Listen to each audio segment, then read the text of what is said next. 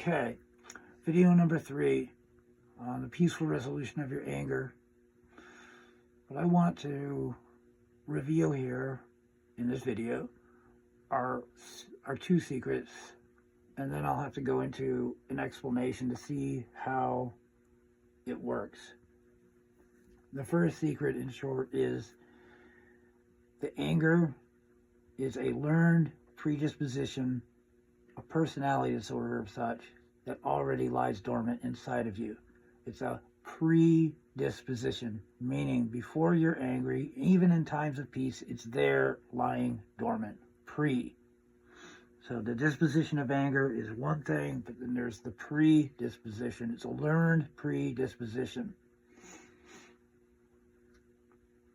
And it's lying dormant, and it's part of a personality disorder. The other part, so the anger is literally inside of you. It's not like a mysterious something inside of you. It's not like an object inside of you. It's not like there is a witness to the anger. Part of you is the witness, and part of you is the anger. Anger itself, once it's triggered, is the quality or state of being angry. Okay, so all of this anger is going on inside of you. And it's already there. It's a pay attention to the word predisposition, learned predisposition. Some of this stuff is obviously genetic predispositions and stuff, like I said in an earlier video, when I did get angry before, I could notice some associations between my anger and I recognize some of my father and so on and so forth. But there's something more than just that. You know, these are learned dispositions or predispositions. And it lies dormant, and it's a personality disorder. And once it is triggered by an outside force, what happens is anger is the quality or state of being angry. So you essentially become angry, meaning you're angry, your toe is angry, your eye is angry, your ear is angry, everything is angry. So, because it's the state or quality of being angry. There is no, here is the witness to me being angry, and here is the anger in me. You literally are angry 100%. So and it's already there, lying dormant, and it's until there's a triggering effect from an outside force. So that's 1. 2, there is the outside forces that trigger anger are literally limited to the triggering effect that they have on anger. They don't transform into the shape of anger and then somehow infiltrate our mind. That's what anger makes us think happens, but it's actually the opposite. So what the secret is, so that's secret number 2. The triggering effect of the outside forces are literally limited to the triggering effect that they have on our anger. And the anger itself is just a learned predisposition that is a flaw of character. It is a learned predisposition and a personality disorder. Once it is triggered, we literally become the state or quality of being angry. Okay? So once that happens, we are angry from head to toe. And so the secret is to keep the outside forces that trigger the anger and the state, and once the anger is triggered, when you become the state or quality of being angry, to keep the outside forces and the anger from merging. And if you can do that, you will have a breakthrough, because you'll see that the triggering effects that the outside forces once had over your anger literally just don't have the same effect, and you become more and more at peace, and you can proactively and consciously interact with this personality disorder that comes from a learned predisposition toward anger. And you can do this during your time when you are just alone with yourself. You can make it part of your character makeup to keep these 2 things completely separate: the outside forces that trigger anger and the anger itself from merging with the outside forces. And you can separate the two, and then the outside forces eventually do not have the same triggering effect. And you realize that you can actually have an inner peace in the midst of a lot of chaos. And when that happens, you will reach a breakthrough, a sort of energetic shift in your consciousness. And once that happens, you can't unsee it. Once you see it, you have your breakthrough, you can't unsee it. And once that happens, you'll just be kind of like reprogrammed. The resentment, which is a byproduct of anger, is no longer, it begins to kind of dissolve or resolve. And you begin to see anger for what it is, and it begins to shrink and resolve. And you spend less and less duration of time in anger, and the anger becomes nowhere near as severe. So, and you don't have to walk around on eggshells and so forth. So with that said, that's the big thing. Now I'm going to go into a little bit about how anger works in order to show you how anger interacts with the outside forces that trigger it. And hopefully this will kind of help. So, remembering that the anger is lying dormant inside of you because it's a learned predisposition and it's a character flaw and so forth. So once an outside force triggers the anger,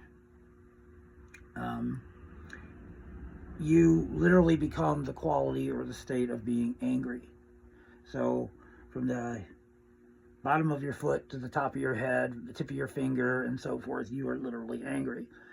There isn't a witness to your anger. There isn't like, here's my anger and here I am witnessing my anger and I'm broke up into two parts. That literally is not it. You literally are angry. So you become, once it's triggered by an outside force, your learned predisposition is triggered by an outside force. You literally become the quality or the state of being angry from head to toe. Okay, now here's the scary part. This is the part that really is the trouble, and this is why anger is so crazy. Once that happens, since you are literally the anger, think of it that way, part of this anger transcends outside of the state or quality of being that you are at the moment. It transcends outside of itself. It transforms itself into the shape of the outside force that triggered it. No matter what outside force it is, who, what, where, whatever. It transforms into the shape, into the face, whatever, of whatever outside force that triggered it. And it doesn't stop there. It merges itself back with the quality or state of being angry. So now you got the quality or state of being angry from head to toe. And you got the outside force that triggered it, that the anger is now transcended you, has transformed itself into the outside object that triggered it, and then it merges the outside force that triggered your anger back into the state or quality of being, and you're carrying like double problems. That's why people get so crazy, because it is a merging of the outside forces that the anger transformed itself into and is now wearing as a sort of costume, and it re-merges, it comes back and merges with the state or quality of being angry. So now you not only have the state or quality of being angry to deal with from head to toe, you are the anger, but not only that, anger transcended itself, transforms into the shape of the outside force that triggered it in the first place, and it merges that outside force that it transformed itself into back into your state or quality of being angry. That's literally what happens with anger. That's some scary shit. So what you need to do is keep those suckers separated. The outside triggers, once you get it, that it's just a trigger, it's limited to the triggering effect it has in your anger.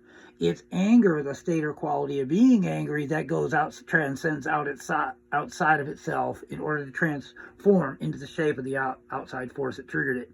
It's not the outside force that's doing it. It literally is, and it's not you consciously doing it either. It's literally the anger doing it, and it's an unconscious, spontaneous event. It just happens. That's how anger works. It's really crazy. So what happens is, remember, you're already the state. You are the state and quality of being angry once it's triggered by an outside force. But it doesn't stop there. It transcends the state and quality of being angry, and transcends and transforms itself into the shape, into the being of the outside force that triggered it, and then merges that into an already horrible state of being the state of being angry, the state and quality of being angry. So now you got way, way worse situation. So not only are you dealing with your own personal anger, because you are the quality and state of being angry, you now are merged, because this is a spontaneous, unconscious event of anger. Okay? You are now merged with the outside force that your anger transcended and transformed itself into, and then merged it with the anger. Because anger is going to stick with anger. It's not going to transcend and go to China or something. It goes out of itself, of course. It points its finger at outside forces. That's what anger does. It gets you to concentrate and focus on the outside. And that's what anger does. It transcends itself and transforms itself into the outside force that triggered it. And then it merges it back with you. So you're not looking within, and you're not separating the outside force that triggers. You're literally just looking at the outside force, and it's actually feeding the fire of your anger, because that's what anger does. It's horrible. That's why I say, like, anger is not righteous indignation. You know, they are totally different things. This is literally how sick, how awful anger is. Anger is literally hell.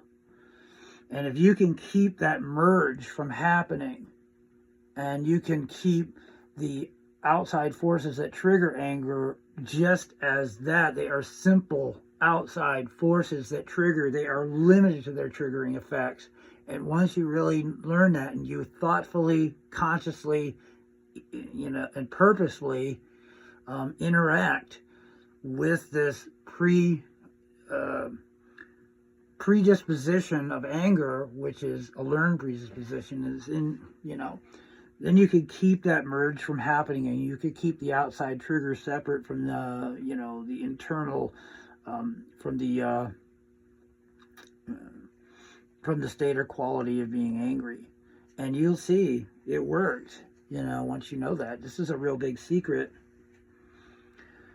It worked for me anyway, and I hope it helps somebody out there. That said, Noah Road, over and out for now.